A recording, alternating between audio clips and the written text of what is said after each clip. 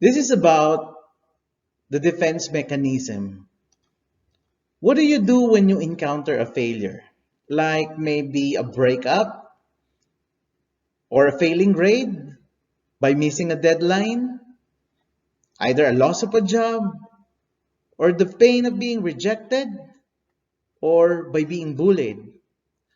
Are you going to confront the situation or are you just going to learn from it and try your best to move on?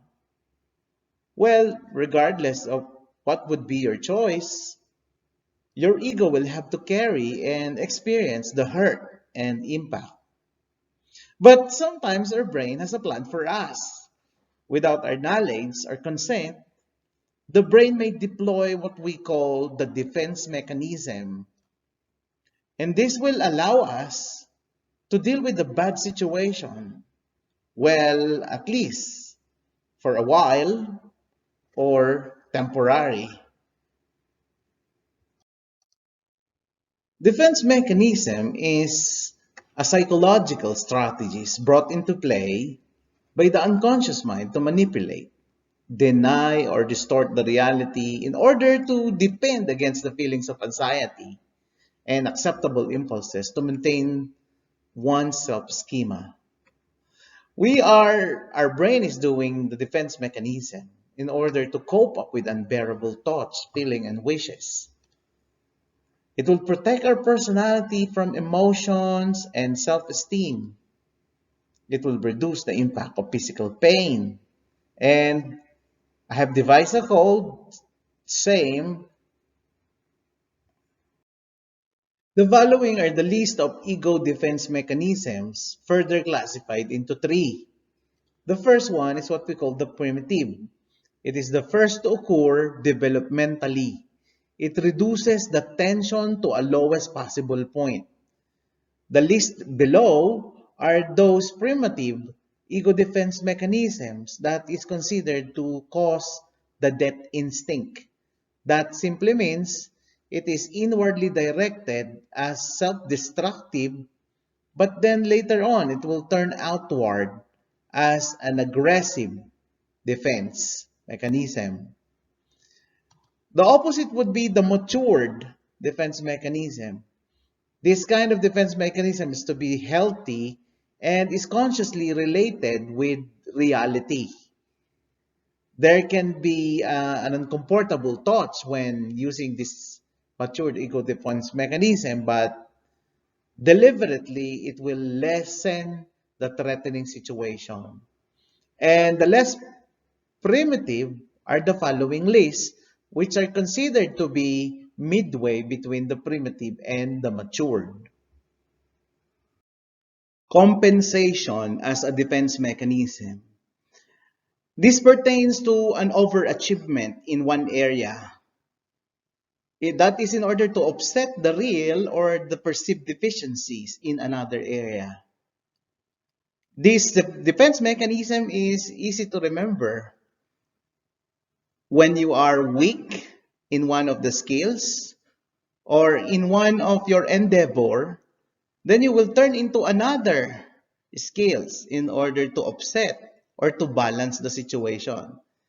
And one of the most known concept is what we call the Napoleon complex. Let's take a look at that. This is Napoleon, one of the French emperor. Napoleon is known to become short in stature. That means Napoleon is not too tall. He stands 5'6", and to European standard, that is still not so tall of height. Now, during that time, during the 19th century, Napoleon has expressed a behavior that is overly aggressive and domineering. That is because he wants to compensate for his being, not too tall or what they call short of height. And that's his way of compensating.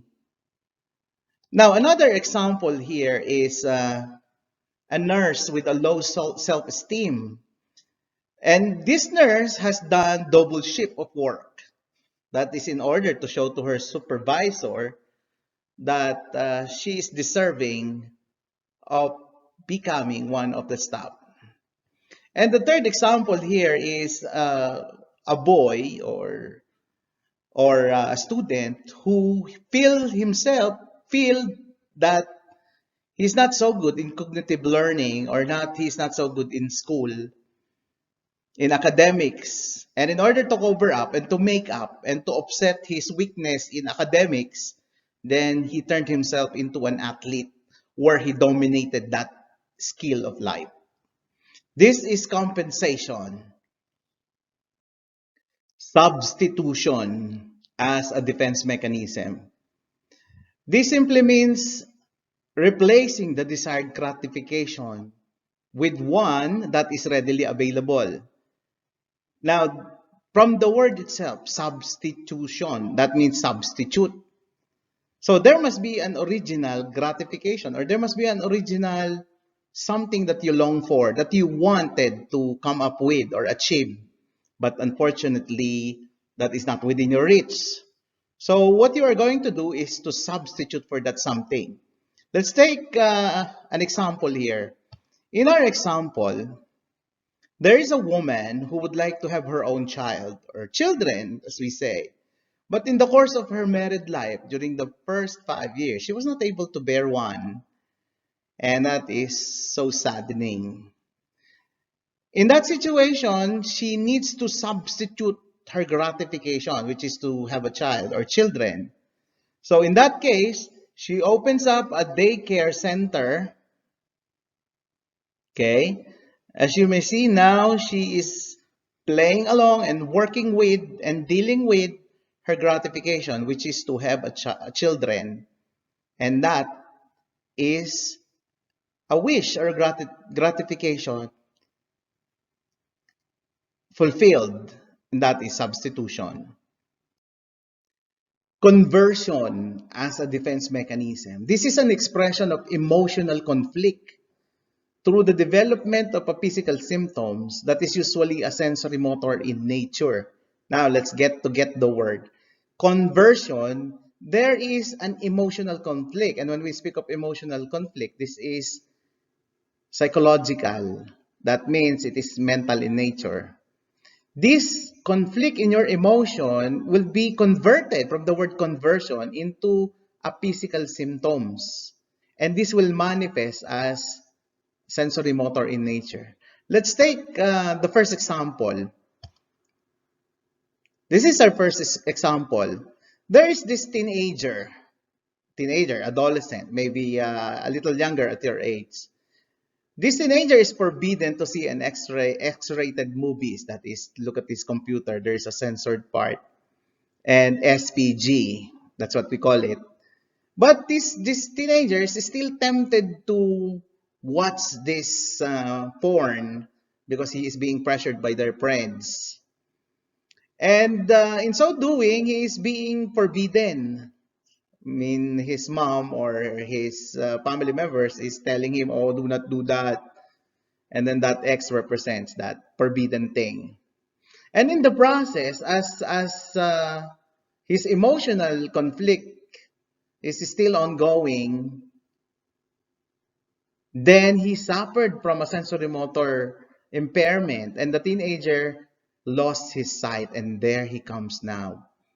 Yes, it can happen in life, and that's what we call the conversion. Now, let's take a look at the most common example and the most common word that you will hear and see in the books of psychiatric nursing. This is what we call the hypochondriasis. Hypochondriasis, from now on, do not forget this word. It is a word in psychiatric nursing that tells you that this can convert, that's why the word conversion, a somatoform disorder into something else. That something else is a physical sensation or symptoms of a disease or illness.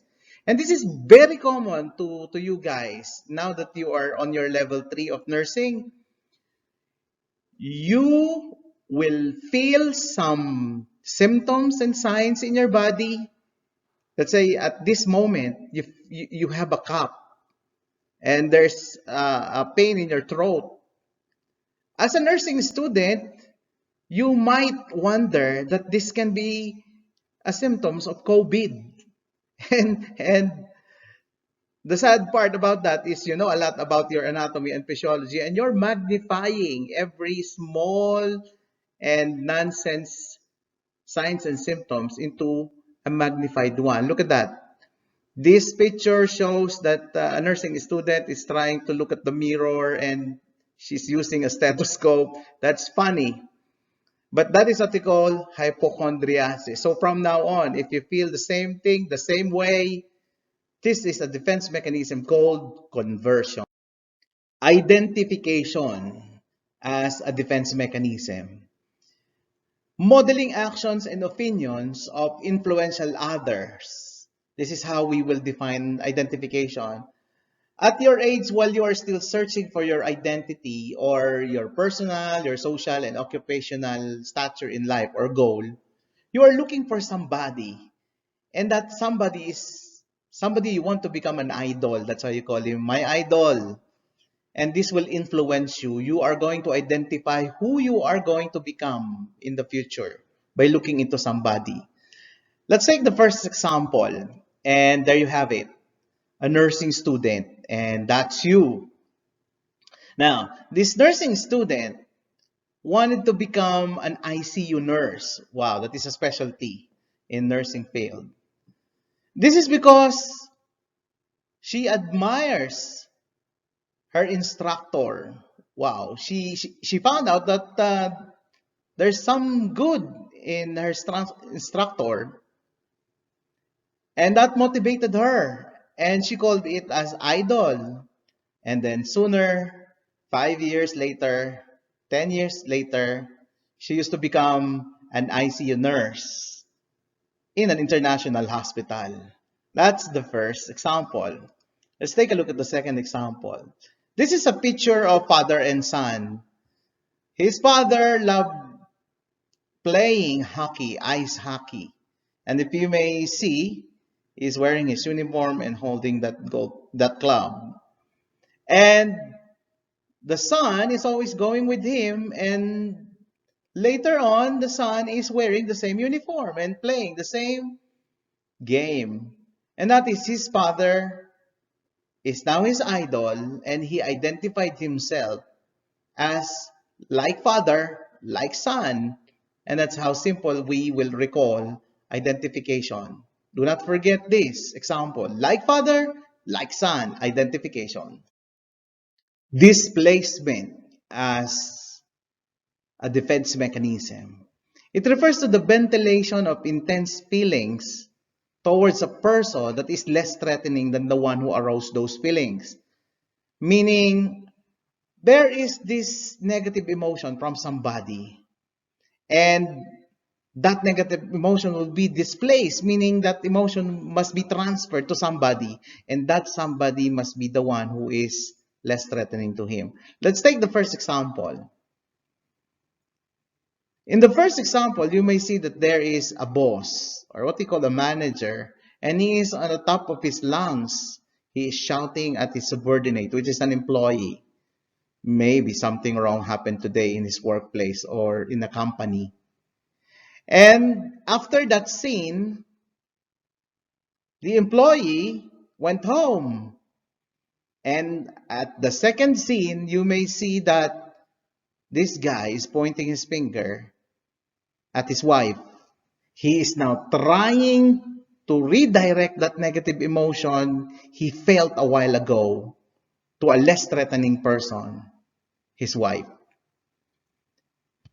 Let's take a look at the second example. In the second example, you will see here a mother who's yelling at her son, shouting, maybe something wrong happened today. And thereafter, the next scene shows the boy tried to kick the dog or any other object. It can happen to any other object because animals or any object will not fight back, and this is less threatening. Or either that boy may pick up a fight or may bully somebody who is smaller than him and less threatening to him. In both situations, there is a displacement or a transfer of that negative emotion from the original source. and that is to a less threatening recipient or a person. And this defense mechanism is what we call displacement. Intellectualization. A defense mechanism which refers to the separation of emotion from facts, even though that emotion emanates from a very painful event or a situation. Let's take a look at the first example. Now, the first illustration is about a man who just suffered from a car accident, and that is indeed a very stressful event. And you may see in the picture that there are two paramedics who's trying to rescue him. And in spite of the fact that he suffered from emotional, not only emotional, but physical trauma, he's still trying to communicate and wanted to convey a message. Maybe give this key to my wife and please talk to my insurance. Now, at this point, he should not be doing that. He should rest himself. But this guy is trying to separate facts from emotion. And let's take a look at the second example. In the second example, there is a woman who just experienced that her house was burned and still the flame is there. While the officer from an arson investigator is trying to interview her about the surrounding circumstances and facts. She just mentioned a very little words. I'm just fine. I'm okay. At this point of a very stressful event or life crisis, she's trying to block the unconscious conflict associated with emotional stress. And the same scenario is happening or just happened to a guy who suffered a car accident and a lady who just experienced her house to be burned. And both of them uses their intellect in order to answer and separate facts from emotion. And that's what they call the defense mechanism called intellectualization. Denial. This is the failure to acknowledge an unbearable condition. And there are three situations that you are about to see. The first situation is a diabetic child who is trying to eat chocolate candy instead of her condition. The second condition is a patient who have a cancer being revealed by the doctor, and yet he is trying to ignore the doctor's revelation. And the third situation is a guy who is already broke, but yet he's trying to spend more money freely. Now, with all the three situations and conditions, there is an unbearable condition. One is with diabetes, second is with cancer, and the third is a person who's broke. They all fail to admit the reality of the situation. They are trying to deny as a defense mechanism in order for their ego to maintain. And they do enable the problem to continue. This is a primitive defense mechanism called the denial.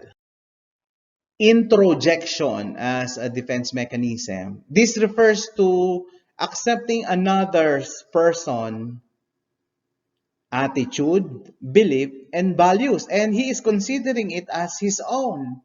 So it's like you are being influenced by somebody else. Now let's take a look at the first example.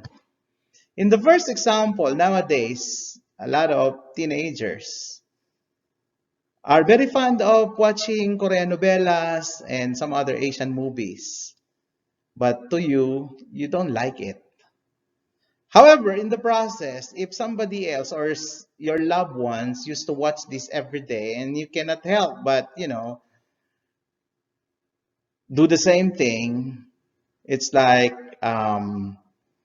you are now trying to internalize also what you are seeing, what you are watching. As you internalize, sooner than later, you became a fan or an avid fan of actors of the Korean novela. You are even doing the selfie thing with him. And there are moments that you happen to have your giggle, your nervousness, and amusement as you see them over the news, and much more if you will see them personally. And that you have imbibed, you have internalized the ideas of those people whom you are seeing. And that is, you have introject that into your mind. Let's take a look at another example. This old guy is a law-abiding citizen, and he keeps on telling himself, I am anti-gun policy, and that I shall not be one of them. But sooner, as he is mingling with his friends, he happened to change his mind, and he is now a changed man. He's now holding his rifle and with another shotgun, and he used to become a hunter and a shooter. He is now a changed man. He has been influenced. His attitudes, his beliefs and values he has internalized another person's idea, and that is introjection. The regression, it means moving back to a previous developmental stage just in order to feel safe or have needs met. A typical example is a 5-year-old child who asks for a bottle when new baby brother is being fed. That simply means that the child feels an envious stimulation and that he needs to satisfy again his oral gratification. And another typical example is that of a man who pouts his lip or who thumbsuck like a 4-year-old upon knowing that he is no longer the center of his girlfriend's attention. And these both examples are very primitive. They both wanted to return to an earlier developmental stage in order to release the tension or to lower the possible building up of tension to themselves. Rationalization. This is one of the most common defense mechanisms. And this is accomplished by excusing own behavior. Wow. Why? Because you're trying to avoid guilt, responsibility, and anxiety and conflict. Or you're even avoiding loss of self-respect. Well, then, let's try to look at the first example. The first example is a very close example. It can happen between you and your teacher. It can happen between you and me. Now look at the picture. This student failed his history class. Oh no, don't do it with psychiatric class. And he said, I failed because my teacher hates me. Wow. So this is not that good. The student blames his failure on a teacher that is being mean. Now let's take a look at another example. This can happen between the husband and wife, and the husband is, he's handling that hammer and he wants to hit his wife. Why? For what reason? Because he's trying to tell us that his wife is not listening to him at any rate. And he said, oh, there's a fly in your head, honey. I'm going to kill that fly. And that is, he's trying to rationalize why he's going to do that. Well, in both situations, you may notice here that they are both dealing with internal and external stressor. Why? Because they're going to lose self-respect. They are going to protect their ego because they want to avoid guilt, anxiety, and conflict. But this guy are devising a reassuring, self-serving, incorrect explanation. You see? The explanation is not right. And they're trying to tell themselves, not only to themselves, but to the other people, that they are the good guys. They are trying to cover up the motives. And this is what we call reasoning out or rationalization.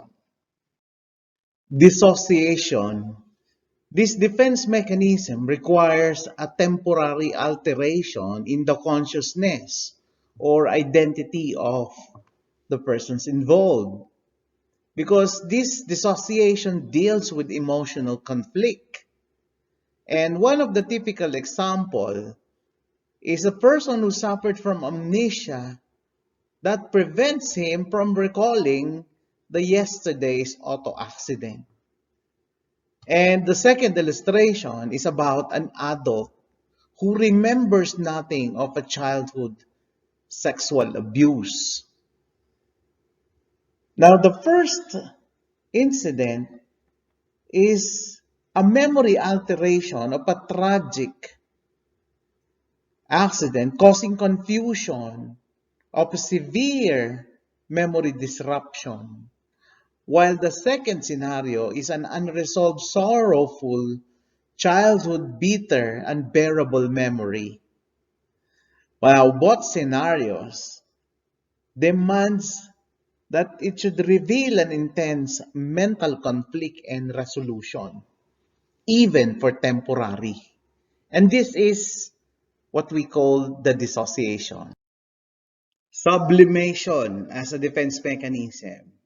This is achieved by substituting a socially acceptable activity, or shall we say an acceptable activity, to a socially acceptable one. And from the word sublimate, that means to substitute or to change the form. Now let's take a look at the first example. Now you will see there that there is a lady who's very angry, and it's more than angry, she is having a rage, and that she's very pissed off and she wanted to hit or kick somebody else. And instead of doing that, because that is a socially unacceptable behavior, she wanted to do it, she wanted to express her urges and feelings in different means of expression. That is something appropriate, and this is what she did. She's now transferring her energy, is trying to hit that bag, that punching bag, as a form of expressing her urges or feelings of angry and hate and rage. Instead of doing it to a person, she just happened to express it through a punching bag.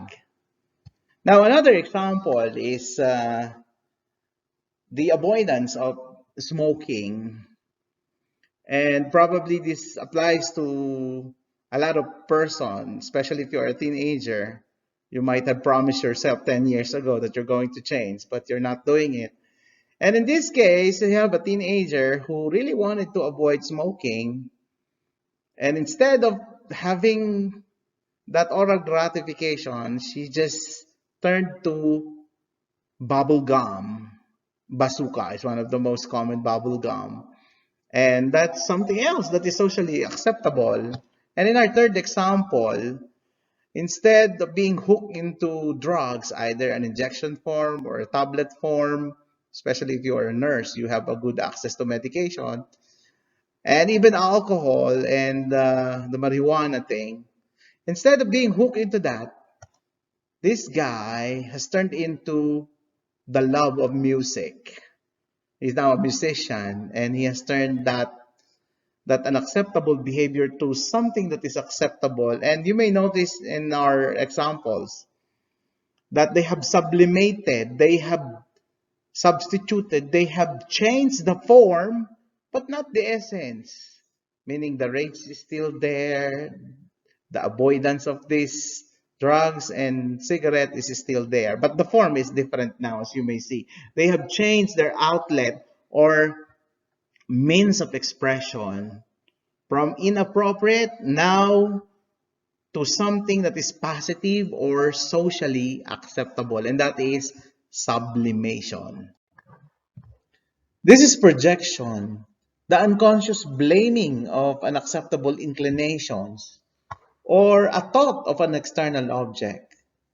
Our first example is about a man who wants to condemn a same-sex gender relationship. He's pointing his fingers at those who are gays. But he himself is projecting it to others while he himself is a gay. And the second example is a situation where there is a person who has a lot of prejudices, yet he himself is a bigot. Projection is easy to remember. If you just see those fingers pointing to others, then he is referring to himself, trying to hide his real feelings, and that is projection. Undoing as a defense mechanism. This is accomplished by exhibiting an acceptable behavior. For what reason? This is in order to make up or trying to negate an acceptable behavior. So we may say undoing is a word that simply means to unhappen, or it is an act of loosening or unfastening. Let's take the first example. This character is named Robin Hood. And as you may see, this is a told story of a legend. He is armed with arrows and he led the band of oppressed rebels. Now, as you can recall from this story, he stole from the rich, and that is the negative, disturbing impulse that he's doing in the eyes of the viewer. However, he is trying to undo that action.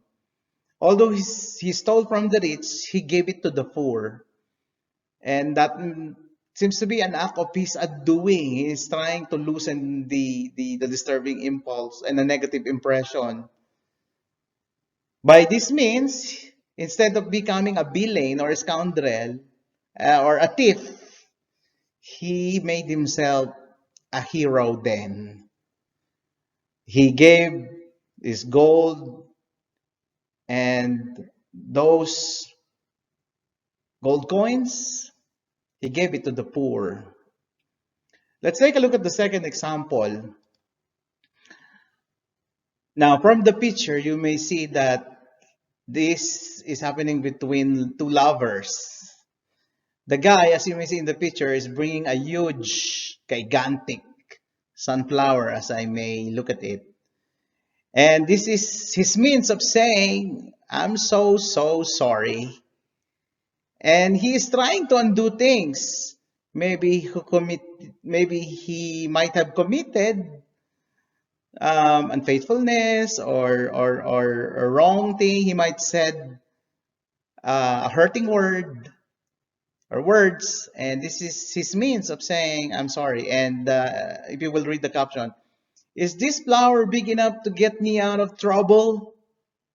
And so that's it. He's trying to undo, to unhappen, to loosen the situation because there's still a feeling of guilt and disturbing impulse in his heart.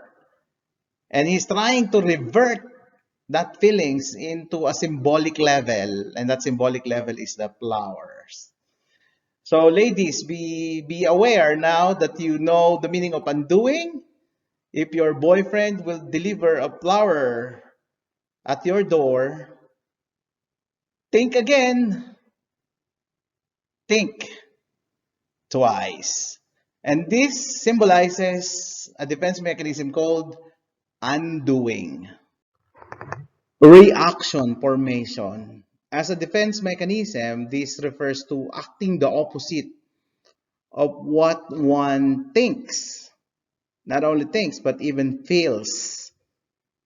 Reaction formation, meaning there is an unwanted thought or a threatening thought, but instead, you are going to do the opposite, the diametrical opposite. Let's take a look at the first example. In our first example, you may see here that between two lovers or husband and wife, the wife is holding his husband by the collar and he is about to give that Superman punch to his husband or to his lover. But instead of doing that, she changed her mind and she did the opposite of that. Instead of punching him, there's love in the air. And that's something like, I love you, hate, you love, you hate. And that's reaction formation. That means you are trying to cover up the unacceptable something.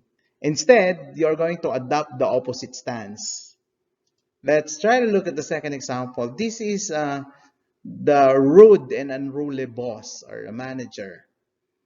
And instead of giving his negative impression and telling everybody in town that this guy is a bad leader or boss, he did the opposite of that. Instead, an angel in him tells everybody that he's the best boss in town. And as you may notice from the two examples or situation or scenario, there's a contradiction to the true feelings. They have reverted that. And that is a reaction formation by acting opposite of what one thinks or feels. Reaction formation. Suppression as a defense mechanism. This refers to the conscious exclusion. You are going to exclude those unacceptable thoughts and feelings from the conscious, and you're going to bring that to unconsciousness. Now, I cannot forget this suppression because this is one of the most common defense mechanism, the most talked about. I remember the saying that if you want to become an individual with a very strong personality, then make use of suppression as your armor, as your shield, and as your weapon against the odds of life. Now, let's take a look at the first example. In our first example, you may see here a lady. We may imply that this lady is a single mom, and behind her story, there is a very painful, sorrowful experience of losing a son. She has just experienced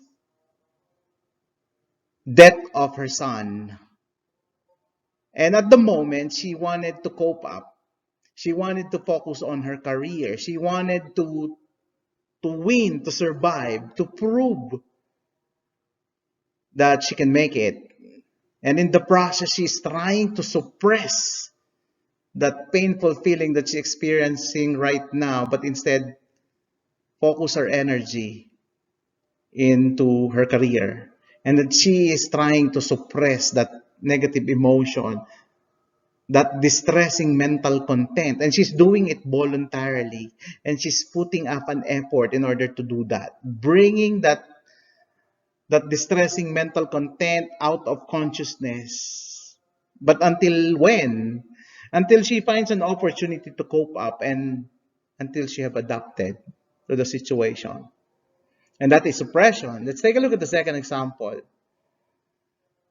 Okay, this is your story right now. You may relate to this. Life as a nursing student. What you're experiencing right now is still you wanted to survive the nursing school. You wanted to become victorious. You wanted to become a survivor, and you wanted to become triumphant and emerge as a champion. Or I can say you wanted to become undefeated and unbeaten in your struggle right now. And you must make it because you're already on your third year. Now, in this situation, you may see that as a nurse student, at the moment, you have to focus in your examination and you have to score high and make it with flying colors. And in the meantime, as you so love your mother is suffering from illness. But for now, you have to suppress that negative emotion, that distressing mental contents about your mother. And you have to focus on your studies. And you have to use that suppression in order to excel, in order to become victorious. in order to become RN one day. So forget about that negative emotion, forget about and suppress about that distressing mental content and focus. This is what we call suppression. Repression as a defense mechanism. This is done by excluding those emotionally painful or anxiety-provoking thoughts, feelings, and emotion from conscious awareness. Repression, let's take a look at the first example, or the only example. Now, what you're seeing in the picture is a memory of a young child, maybe younger than the age of 7, from an abusive parents. There is a morally disagreeable, painful memories.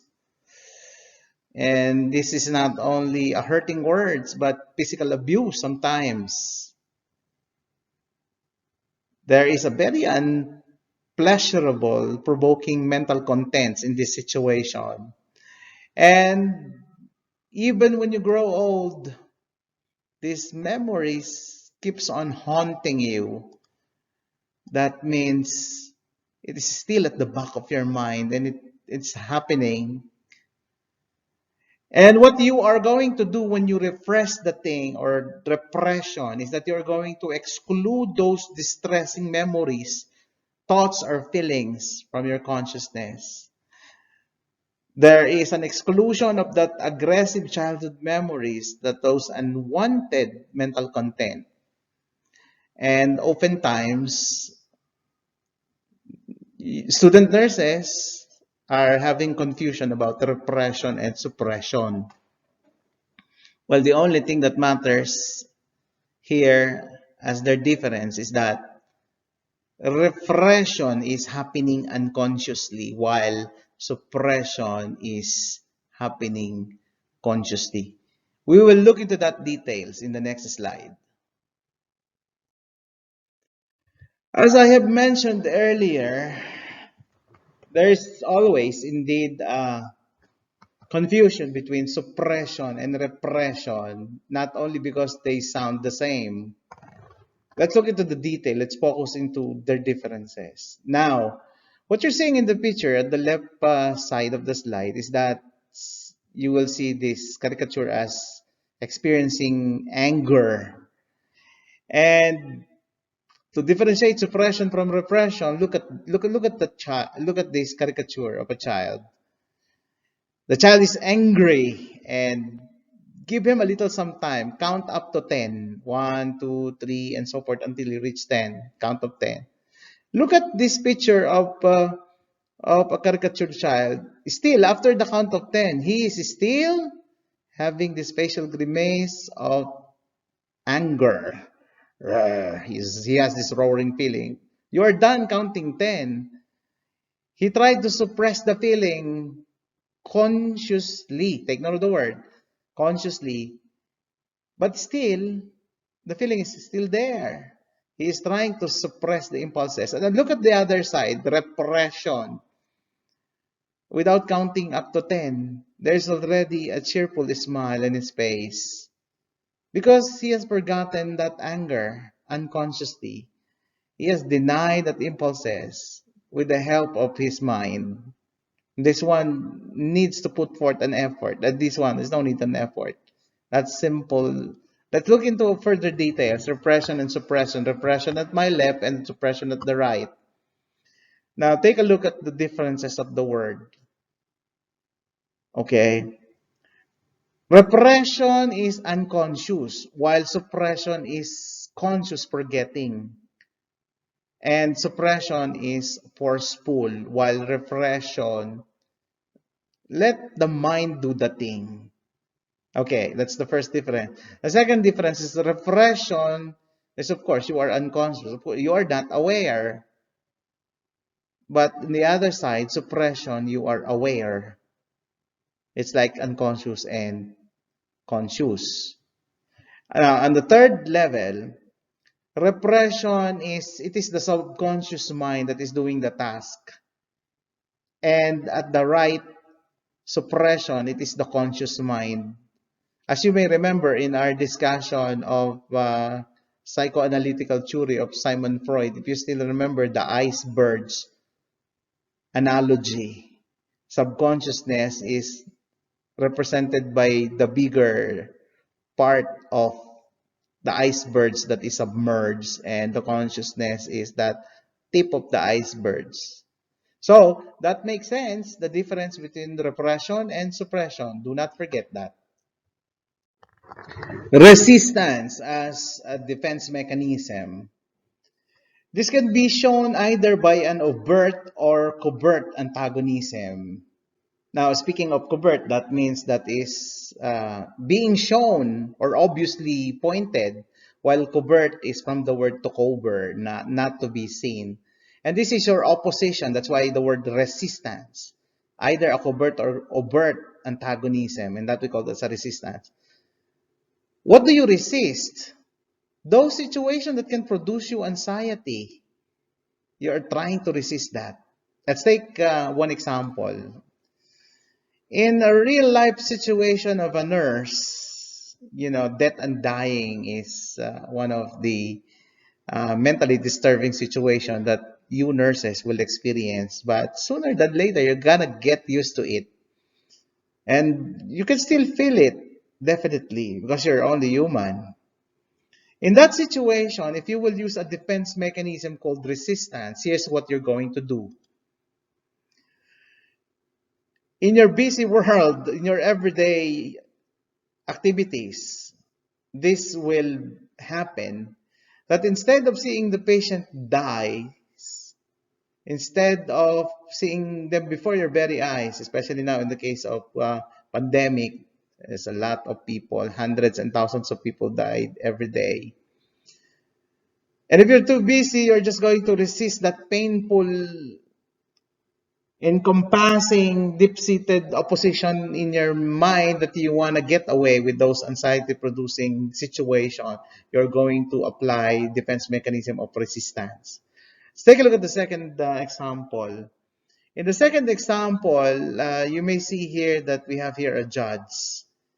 And if you've been given a court order, in a case of a patient who is suffering from alcoholism, that is an addiction to alcohol, he will be given a summon to participate in the rehabilitation program. And if he will be using the defense mechanism of resistance, he's gonna run away from that court order. You're going to resist those court invitation, the summon to participate in rehabilitation from alcoholism. And that is resistance as a defense mechanism. Fixation as a defense mechanism. This is accomplished by immobilization of that portion of personality that results from an successful completion of task in the developmental stage. Now, this defense mechanism has something to do, if you may recall, the Freud's psychosexual development of personality. If you still remember that, the stages includes the aura, the anal, the phallic, and latency. Now, it is being said that when you deploy or when you use fixation as a defense mechanism, it has a basis on that particular theory. That there is a need for you to complete the task in its stages. And if you fail to do that, it will suggest an act-out behavior in psychosexual development. That means you become fixated. And let's take a look at the first example. Okay, take a look at that. The first picture at the left is a lady who is maybe in her early adulthood stage of life. And she's trying to smoke all the time. Why? And take a look at that other stick man. He's always putting his pencil into his mouth. Are you one of that? Are you doing that habit? Then if so, then you are fixated. And the other one is, it's not here, but if you keep on satisfying your oral gratification by eating too much, these are all what we call oral fixation, or you are fixated. You want your id to be gratified and to be satisfied. Instead of when you were young, you were given milk in order to satisfy your hunger, a bottle feeding process. But if it so happens that you were not able to complete that task, according to Simon Freud, then you are fixated. And this is what you are using as a defense mechanism, fixation. Let's take a look at another example. You know this guy, you know him very well, Mr. Bean. At his stage, he is an adult already, late adulthood, in fact. You may ask yourself, why is he carrying this bear? Maybe there's a satisfaction when there is an incomplete task when he was young, and he is still longing for this toy. And this is what we call the fixation. Let's take a look at the third example. If you are an owner of this car, and definitely it's a toy for the big boys, not only for the big boys, but for big girls. And if you see this Hello Kitty in it, then the driver, either a lady driver or a guy driver, is fixated at the early stage of life that he might not have satisfied her childhood longing for Hello Kitty. And these are examples of what we call fixation as a defense mechanism. Acting out as a defense mechanism. This is accomplished by performing an extreme behavior to express a thoughts or a feelings. Acting out means you are going to do something weird. You are going to act. Why are you going to do that? Because there is a need for you, because you feel incapable of expressing it the other way around. Acting out, from the word itself, it's like you are acting like an actor, and that is weird. Take a look at this first example. At your age, in order to feel noticed or to get the attention of others, then you have to act out. And this is the way on how you will cope up with the anxiety that you are feeling from within. You want to express your thoughts or feelings indifferently. That should not be the way. Let me share with you some other quotation or quotes of famous people with a very meaningful situation. Take a look at this.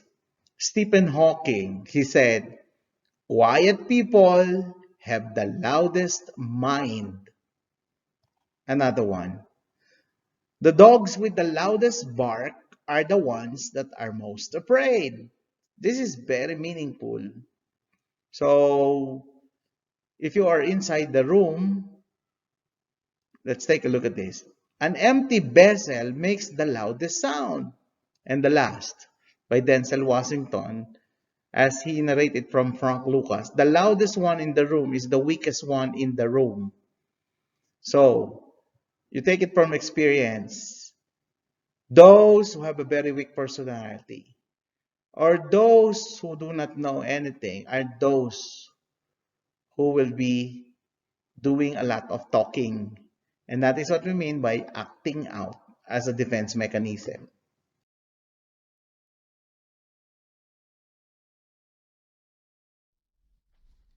That's all, folks. This has been your nurse radiological guru saying thank you for watching and enjoy studying.